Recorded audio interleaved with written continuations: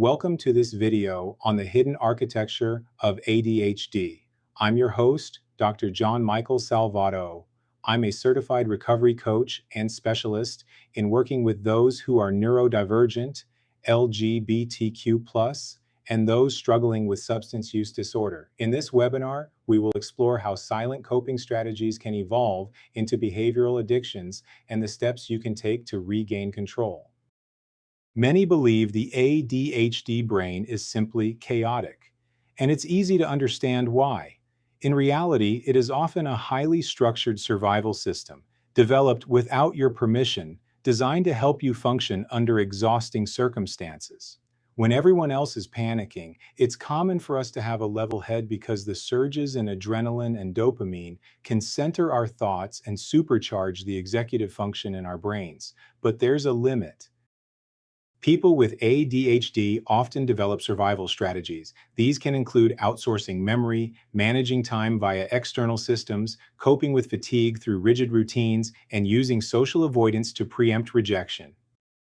So why do we build these systems? It actually just comes down to brain chemistry. You see, in an ADHD brain, the reward system is dopamine starved, while executive control is underpowered.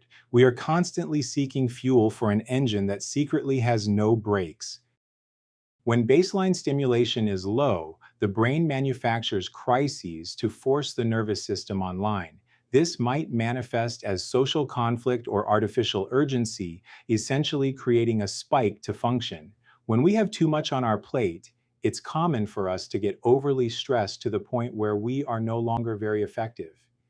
That ideal level of dopamine and adrenaline that powered us before has been overshot. And at that level of stress, executive function plummets. At that point, it's harder to prioritize, harder to figure out the steps we needed to get things done, and harder to get ourselves to do what needs to be done. What happens when a brain that's desperately seeking dopamine is given a device engineered to deliver it infinitely? I'm talking about the handheld and desktop devices that occupy so much of our lives today. Studies have proven that modern technology is literally designed to exploit ADHD traits. Features like infinite scroll, variable rewards, and algorithmic validation create an invisible architecture that can lead to addictive behaviors and dysregulation. Addiction develops in stages, starting from escapism, moving toward problematic use, and eventually possibly resulting in a full-blown behavioral addiction. Recognizing these thresholds is a vital key for recovery, and when we're unable to see them clearly ourselves, it can be helpful to speak with a certified ADHD coach. It can be especially helpful to speak to someone with a background in addiction medicine and recovery. Addiction isn't just about pleasure or the character defects that outdated 12-step cults attempt to make you believe you're suffering from. It's a disorder of motivation. The largest dopamine spike often occurs in the anticipation before the action itself. The thrill is in the seeking. Understanding this requires a fundamental paradigm shift in our way of looking at substance use and other forms of self-medicating or self-soothing that moves away from the traditional model of illness and disorder and instead points towards the reality that we each possess innate well-being, resilience, and a limitless capacity for healing. Take, for example, the video shorts you might see on social media. Most of us have spent time scrolling through these videos on our tablets and computers, but more than anything, we do this on our phones. These short-form videos pose a specific threat, as does social media overall.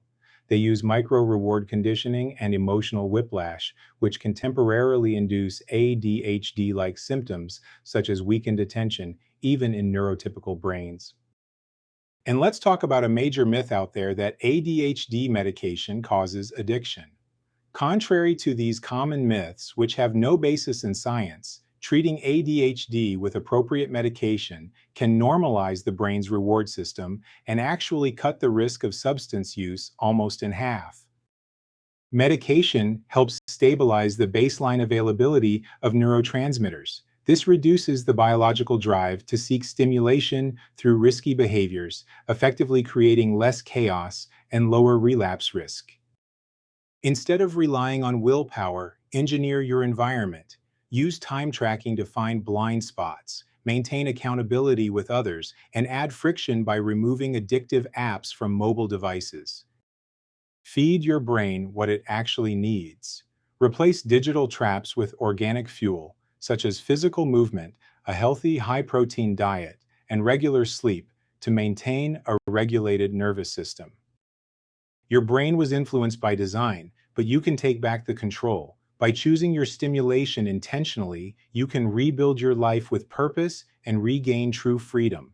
And if you're someone who thinks you might have ADHD, but doctors keep dismissing it, consider getting an FDA-approved ADHD screening with us.